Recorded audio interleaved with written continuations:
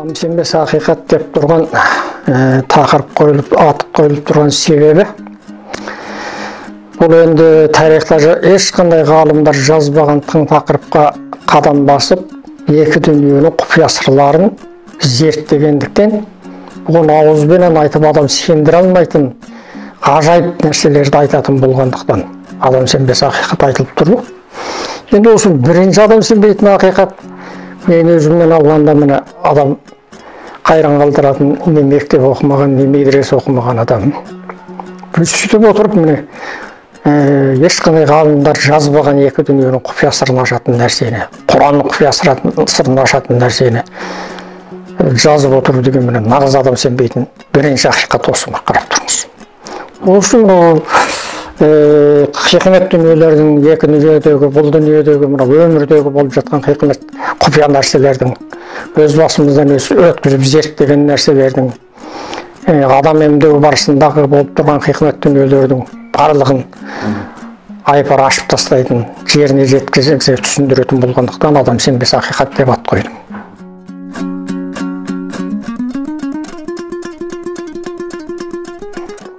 Бірінші кітабы 518 бет. Алланың екі дүниедегі құпиялары менен ақиқаттар және өмірдегі ақиқаттар баяны деген екі бөлімден тұрады. Екінші кітабы 527 бет. Бірінші көзбен көрген ажайыптар. Екінші әкем Солденбек Құрманғалиұлының айтып берген ажайыптары. Үшінші басқалардың басынан өткен кереметпенен ажайыптар. Төртінші талғампаз қарттардың талғамы. Бесінші айтқаным аумай келу. Алтыншы хайуан малдар шипасы. Жетінші білуге тиісті істерменен толықтаулар бөлімі. Сегізінші Құран аяттары арқылы білуге тиісті мәселелер бөлімі. Тоғызыншы ерекше істер бөлімі. Оныншы құлақ қағыс. 11-ші сұхбаттар бөлімі. 12-ші қорытынды ой қатарлы 14 бөлімнен тұрады. Бірінші кітапта 145 әңгіме, екінші кітапта 174 әңгіме, жалпы 319 әңгіме айтылады. Оның өзінде, бір әңгіменің өзінде бір тақырыпта 30-дан артық ғажайып деп сөйленіп кеткен нәрсе бар. Ол ары-қарата туынды табиғи. Жалпы үлкен тақырыптар осындай. Әрине бұл мына сөйленіп отырған сөздерімізді адам ауызша айтса сенбейді деп кетті ғой жаңа. Сондықтан осы секілді нәрселердің өзін Құраннан дәлел келтірдік. Басқа тарихи кітаптардан, хадистерден өмірдегі болған нәрсені сөйлеп көп бар. Мына кітаптың жеріне Құранда бүйтіп тұр, хадисте бүйтіп өстіп дәлелдеп келді. Енді Құранның өзіне келетін болсақ, Құран деген нәрсенің сүрелері. Әрқандай сүре, бұлардың енді Құранды 100% зерттеп оның құпиясын ашу мүмкін емес. Сол кішкене мынау зерттеп 40 жыл зерттеген нәрсе ғой бұл. Осында сол кішкене зерттегеннің өзінде жаңа Фатиха сүресінің кереметін жай халық білетіндерін айтқанда, Фатиха сүрелерінде, Құл-Хуаллада, Фәләқ Нәсте, Аятул Күрсіде осы секілді нәрселердің хикметтерінің бәрі осы кітапта сөйленеді. Бұның Құранның хикметі, құпиясы неменелердің әріптің астыларында жатады. Мысалы, Фатиха сүресінде Әлхамдулиллахи Раббил ғаламин десек, Әлхамдулиллахи деген сөзі Ғазраил деп оқылып кететін жер бар. Ол не? Ғазраил сол Әлхамдулилла деген сүрелерге сөзге бір сөйленбей соған жауапты деген нәрсе. Енді осы нәрселер секілді Құранның басынан аяғына жеткенше әрбір сөйленге бірден екі періште жауапты болып отырады. Әрбір әріпке бірден екіден періштелер жауапты болып отырады да, сол періштелердің жауапты болған періштелердің атымен қосып оқитын, біріне-бірін жалғастыратын сөздер бар ортасында. Сол хикметтермен қосып оқитын болсаң, көрсетіп беретін керемет адам жүрегі шыдамай кететін жағдайлар бар. Оны жерден өзін көтеріле бастайтын жағдайлар бар. Оған осыны кітапты оқыған адам осының бәріне көз жеткізе алады. Сол Құранның құпия жасырын сырларының бәрі жаңағы әріпте жатыр да, оның жаңағы жауапты болған иелерінде жатыр. сол жауапты болған иелерін шығарып сөзін ғана тізбектеп отырамын. Енді оның кейін қосымша айта кететін нәрсе, жаңағы Құранның аудармасын оқи салып, бұл Құран деген мынадай нәрсе екен деп ойлап қалса, ол мүлде қателік болады.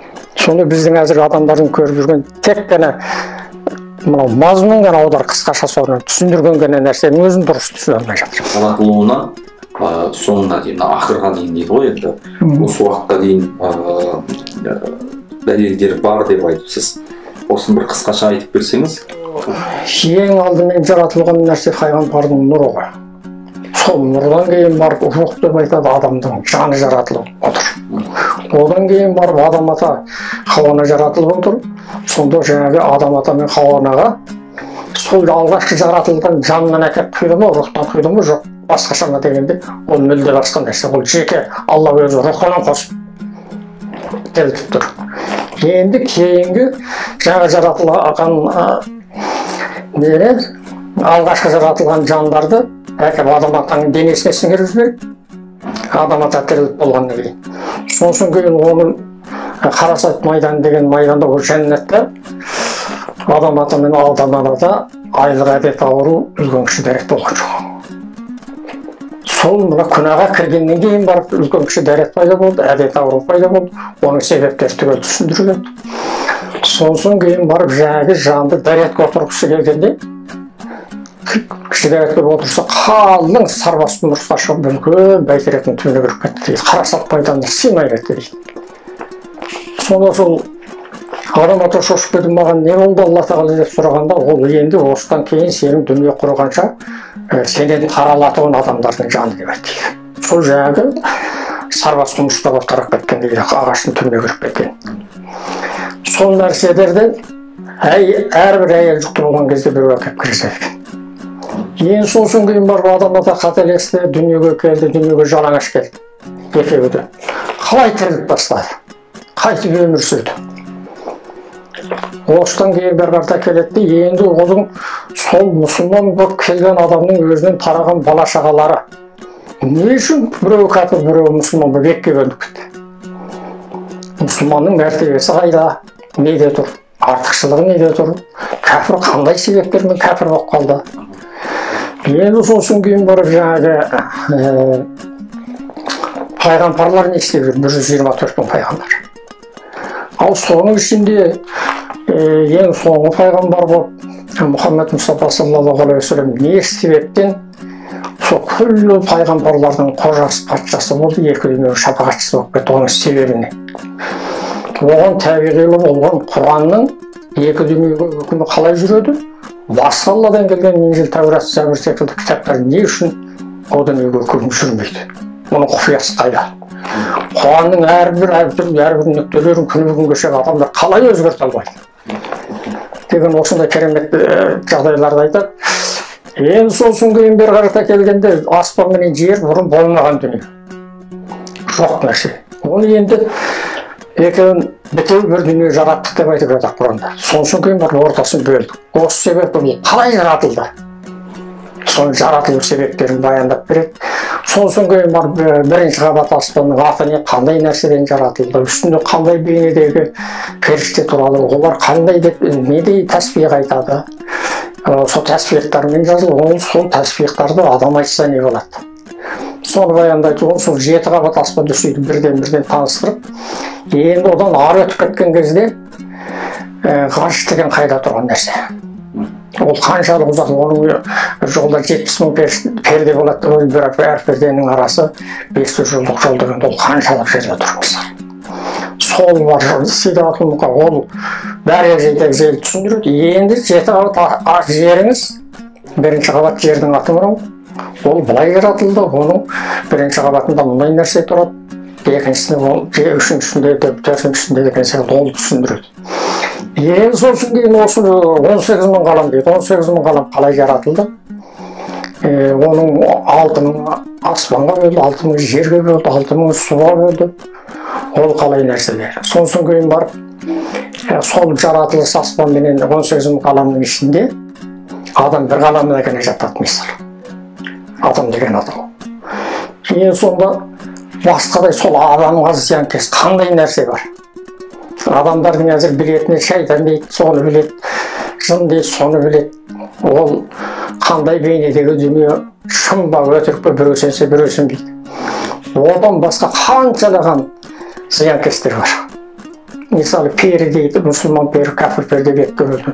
Оның ішінде ол 41 түрге бөлініп барып ары қарата тағы жалғасады. Олардың аттары жөніменен айтылады. Адамның қанша түрлі жаны болатынында, жаңа айтып тұрған 4 түрлі жан, олар қайда? Қалай, не қылды 4 түрлі жан? Топырақ жан, су жан, ауа жан, Алланың рухынан қосқан от жанды айтады, денеге келген жылы қалай алып. Осыларды егжей-тегжеймен түсіндіреді. Сонан кейін барып ол қайтыс болған адамдардың жаны қайда кетеді. Осылардың бәрі сөйленеді. Енді сонан кейін барып сол зиянкес нәрселер адамға қалай зиян салады, қайтып денеге кіреді. Сосын кейін ол денеге кіргеннен кейін оны қалай шығаруға болады. Операция жасап алып тастауға келмейді, аппараттардан көрінбейді. Міне осы шығару әдістері, осы Құран аяттары менен басқа дұғалар дейді. Дұғалар қайдан келді? Бұл қайдан пайда болып тұр? Адамдарды осы емдеп, сол дұғалардың 90 түрлі шифаят дейді. Оның 90 түрлі шифаят 390-ға өзгеріп кетеді. Сол 390-ның барлығы Құранның аяттарынан өз жерінен бір жерінен қиып алып, мынаған ауруға емдеп отыр. Осылай ғалымдарымыз бізге қалдырып кеткен. Жалпы алғанда бұрынғы дәрігерлердің жоқ кезіндегі біздің медицинамыз мұсылмандардың. Осылар арқылы, жаңағы сынықшылар арқылы, ол сынықшының қандай құпия сыры бар, о да жазылып тұр мынада. Бақсының қандай құпия сыры бар, о да ашық жазылып тұр. Бұл зерттелген нәрсе. Сосын кейін жаңағы қабырда тіріледі деп қоямыз. Оған ешкім дәлел бере алып тұрған, осыны дәлелдейтін нәрсе. Нақты жанды көзбен көрген дәлелдермен дәлелдеп отырғанбыз. Сосын кейін барып енді осының ортасында құстар мен адамның ортасында қандай құпия сыр бар. Аңдар мен адамдардың арасында қандай құпия сырлар бар. Жаңағы ислам ғылымының кереметімен жыландармен сөйлесіп отырған. Жыландардың шабып тастаған оң қайтарған, мен өзім де қайтарған. Жыланы шаққан олды Құран аяттар. Желді, боранды тоқтатқан кезіміз бар. Бәрін сынақ жасап, тәрбие жасадық. Осының бәрі егжей-тегжейлі түсіндіріп отырған, сондықтан бұл кітаптың бір кішкене сұхбатпенен оның ішінде жатқан бай мазмұнды, ондай терең қазынаны әшейін кішкене сұхбатпен түсіндіре салу өте қиын. Енді сосын дүние құрған кезде қалай құриды? Мына жер не болады, тау-тас не болады, аспан қандай күйге түседі, осының бәрін егжей-тегжейлі түсіндіреді. Енді одан ағарда не басталады? Жаңағы қабырда тірілуді айтып кеттік, жаңағы Құранда біз қабырда өліктерді тірілтеміз дейді. Неге тірілтеді ол? Оның себебі не? Оны егжей-тегжеймен түсіндіреді. Енді арқада тірілту дейді, мәңгілік тірілту. Ол қалай тіріледі, оның бәрін егжей-тегжейлі түсіндіріп, жаңағы жәннат деген нәрсе қандай нәрсе, ол шын ба? Оны қалай сыйлайды? Тозақ қандай нәрсе, онымен қалай жазылады? Ода адам денесі көре ме, жоқ жан көре ме? Осының бәрін дәлелдеп береді. Сондықтан бұл адам сенбей ақиқат деп тұр.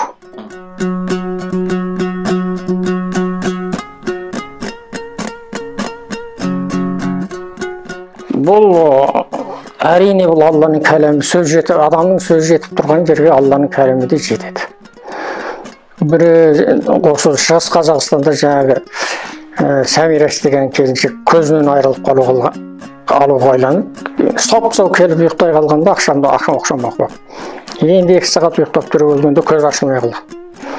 Жас сорғалап көз шығып кете байланып. Құптанды сипалап жүріп оқып, енді түн жарымында маған WhatsApp-ма сөйлепті. Намазға тұрсам әгіндей сөйлеп тұр. Соның маңайдарыңда молла бар ма десем, жоқ дейді. Сонысын кейін ол көз кетіп қалғалы тұр. Соны тәуекел онда Аллаға сөз жеткендер Алланың сөзді жетіп, телефонды көзіңе басып ұстап тұр, мен оқиын деп, оң көзінде 7 рет оқыдым да қайтты көзің дедім. Оқып, бұлай тәбір деп тұрмын. Ой Алланың мынандай құдіреті, кәлемінің мұндай құдіреті бар екенін білмейік ба. Сіз оқи бастаған кезде көзім кішкене жылтырап ашылып алдындағы нәрсе көріне бастады. Түнімен жанымды қоярға жер таппай кеткен. Онда мына жақ көзін ұста дедім, сол көзін ұста, оған 7 рет оқып болып қайтты дедім. Ой Алла тағала, екі көзім шырадай жанып ашылып кетті, жас тоқтап қалды, бірақ ар жағы батып тұр дейді. 3 күн оқып бердім. Міне содан бар ол кісі қолан таза содан жазылды, мына 10 саусақтың тұяқ түсіп қалды. Міне осындай, осы секілді көп. Бір больницадан шығарып тастаған, облыстық больницадан Талдықорғанға шығарып тастаған Үшаралдағы бір кісі түнде телефон берді, мына адам болмайды деп шығарып еді, жүрек ауруы екен. Осыны үйге жете алмайды ғой деп едік, әйтеуір аман есен жетті. Енді осыны тыныс ала алмай қиналып күзетіп отырмыз, осыған бір дұға жіберсеңіз деді. Оқып беретін кісі бар ма? Молла бар ма? 1-2 молла бар деді. Соны дереу телефонмен жүректің дұғасын жіберді. Бердім де мынаны бүйтіп оқысын, сөйтіп оқысын дедім, иә деді. Соны ойладым, әй бұл түнде келіп ешкім оқып бермейді ғой, қайта хабарласайыншы. Мен қиналып жүрсем, өз басымнан қиыншылықты аурудың азабын көп көрген адам жаным ашып та қайта телефон шалды. Телефон шалып оқып бере, қазір оқитын кісі бар ма? Дедім, жоқ деді. Онда сен жүрегіңнің тұсына телефонды ұстап тұр, мен оқимын. 41 қайтарып жүректің дұғасын оқып қайтты дедім. Қайтты десем, ой Алланың әмірсіз әрбір дұға оққаннан кейін бұл адам агенттігі жоқ, тыныс ала алмай тұрған. Рақаттан ұйықтап қалды дейді. Таңертеңде телефон шалып сұрадым. Сол сіз оқып бергеннен кейін 2 сағат рақаттан ұйықтап та оянып тамақ ішті. Енді мына таңертең қолтығына сүйесем балаға дәретке барып келді. 5 күн оқып бердім. Сонымен жүрек аурудан тас дейін тоқтатты, өшірге келіп, мен өші бағын емдеп, жүре алмайды деп тұрған, күзетіп отырған едім. Қазір әлі бар, 5 жылдан асып кетті.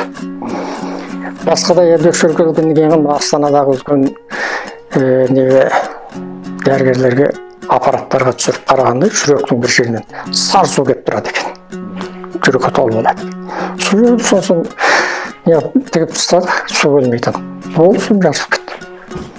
Егер мен оқымаған болсам, ол келу мүмкін емес қой. Сол таңдан қалама қалмаймын, дәрігерлер 4 сағаттың уақыт қалып деп айтып отырмыз. Осы жағдайда өте көреді. Бірақ енді халық оның бәріне жете салмаймыз, өзіміз үйде отырып түнгі сағат 2-ге шығып тастамаймыз.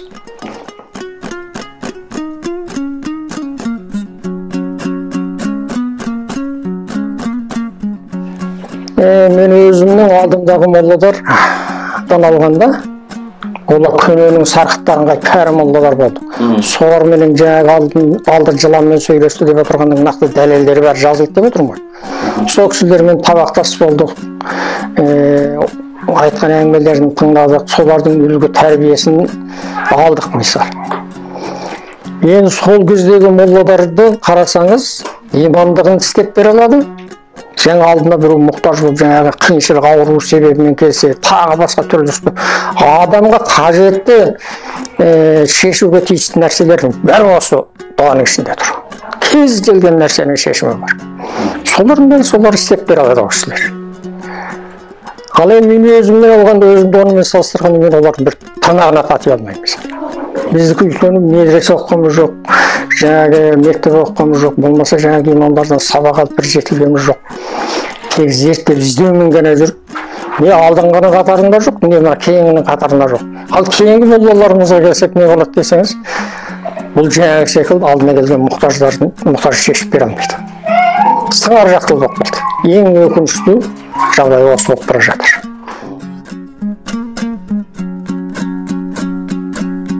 Жеке-жеке сатпаймыз деп отырмыз, жеке-жеке сатуға да болатын еді.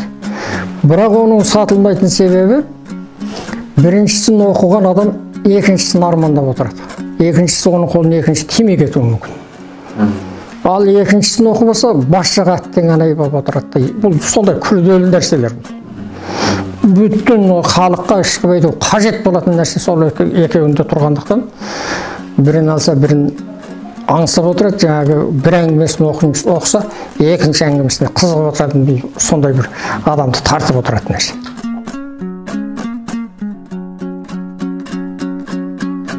Бұл кітапты жазғанда жаңағындай бай нәрселерді халыққа түсіндіруге де қиын болып тұрғандықтан кітап жазып отырмыз, кітапта қалсын деп. қазақ деп қаным сарқылдап қайнап, азу болып басып тілімді шайнап, қолға алдым қалам белімді байлап, үнімді тыңда атар баймақ деп басталған. Сонсын кейін күңіренген күй өрісімді қазағымның құлағына жеткізе құя алмағандықтан, осы адам сенбес ақиқат атты кітапты жазып отырмын. Сонда осы жатқан байлықты шіркін әр қазақтың төрінде осы кітап тұрса, осыны оқыса, осының ішіндегі бар байлықты алса, ұрпақтары ненің екенін түсінсе деген арман бар. Күллі қазаққа жеткізу арманымыз бар. Енді оны халықтың өзі, оқырмандардың алуы біледі.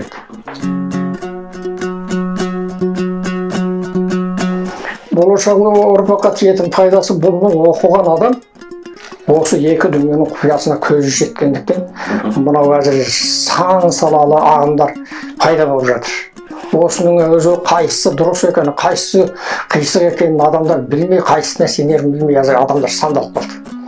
Мына кітапты оқыған адам ағымдарға кетпейді. Исламның қайсы қағидасы дұрыс екендігін жете түсінеді.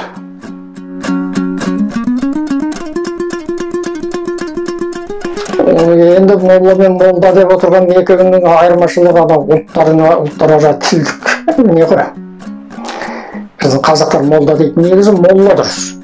Молла деген нәрсе толық деген мағына береді. Толық деген немене? Толық дегенде жан-жақтылығы осы исламға қатысты нәрсенің барлығына бай мазмұнынан жеттік.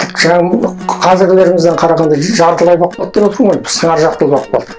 Сол толық жаңағы әрі көмек жасай алады, әрі оның ішіндегі хикметтердің бәріне жеткен адамдарды, түрлі түсті кітаптардың бәрін пайдалана алған адамды толықтырып айтады екен. 20 шығардым. Оның ішінде 16-сы ән, 2-і терме, 2-і толғау. Бәрінің әуенін неше бөлім шығарып, соны шығу тарихын неше жазып отырмын. Не деген Думанбел деген шағын кітап шығарып отырмын. Бір жинақ, оның бір 15 ән мен бір термесі нотаға түсті, қалғандары әлі түскен жоқ. Кейін бұл деген нәрсенің өзі, бұл домбыра деген бар ғой. Домбыра деген нәрсенің өзі тек қана қазаққа берілген дүние бұл. Алла тағаланың хикметімен болып тұрған нәрсе. Сондықтан бұл Алла тағаладан өзі бір шабыт келеді. Сол шабыттар арқылы шықпаса кез келген кезде ол шыға бермейді. Бұл осындай нәрсе. Ән, би деген нәрселерді не деп жатады? Шариғатқа қайшы деп жатады мысалы. Бірақ ол шариғатқа қайшы келетін жерде бар, келмейтін жерде бар. Шариғатқа қайшы келетін ойын-сауықтар қайсы десеңіз, жаңағы жын ойнақ, анакей-мінакейлер. Ал енді қайшы келмейтін жері немере десеңіз, тегіндегі біздің ғұлама жыршыларымыз, жырауларымыз қайтты деп осы шариғатты өлеңменен, әнмен жеткізу арқылы халықты Алланың жолына жетелеп отыр. Осындай ерекшеліктер бар енді. Енді бұл қазаққа ғана берілді деп отырғаным, мына қазақтың ән шығаруыменен жаңа күй шығару, бұл екеуі деген өте құпия керемет нәрсе. Осы тек қана қазақта тұр. Қазіргі басқа ұлттардың олар қалай десеңіз, олар өздігінен мына жан дүниесіменен шығара алмайды. Олар тек қана оқып үйрену арқылы ғана үйреніп жетісіп шертіп айтып өйтіп жүр. Ал қазақ айтады тегінде нота білмейді, жазу білмейді, бірақ жан дүниесіменен жаңағы барлыққа келіп отырады. Күй шығару тіпті қиын. Күй шығарып көрген жоқ, енді әндерді шығарып оған қарағанда біраз оңай. Алматыдан, шығыстан, батыстан, елдің түкпір-түкпірден хабарласады, жәрдемін сұрайды. Аллаға шүкір көмегін жіберем жүреді. Сен көрермендерге, оқырмандарға бір батаңыз берсеңіз. Жақсы. Аузубиллахи минашшайтанирражим. Бисмиллахир-рахманир-рахим. Элхамдулиллахи раббил аламин. Вассалату вассаламу аля расулихи Мухаммад ва аля алихи ва сахбихи ажмаин.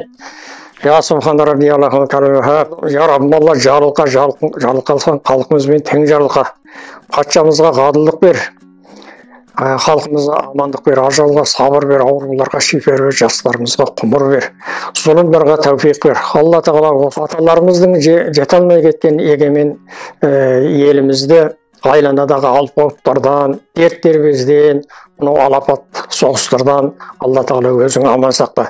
Дүние құрғанша осы егемен елімізде халқымызды, жұртымызды өзің аман сақта. Осыда қызмет істеп отырған, халық деп отырған, халықтың болашағы деп отырған өздеріңіз сияқты азаматтарымыздың қайда жүрсе төрт тарабы ашық болып, мың мұрат пәледен жүз мұрат қатерлерін Алла тағала аман сақтап, екі дүниеде таңдаулы болған сүйікті Мұхаммед Мұстафа саллаллаху алейхи вассаламның ардақты үмбеттері болуын Алла өзі нәсіп етсін. Алхамдулиллахи раббил аламин. Раббана ва тақаббал дуа би рахматика я архамар рахимин. Амин. Аллаху акбар.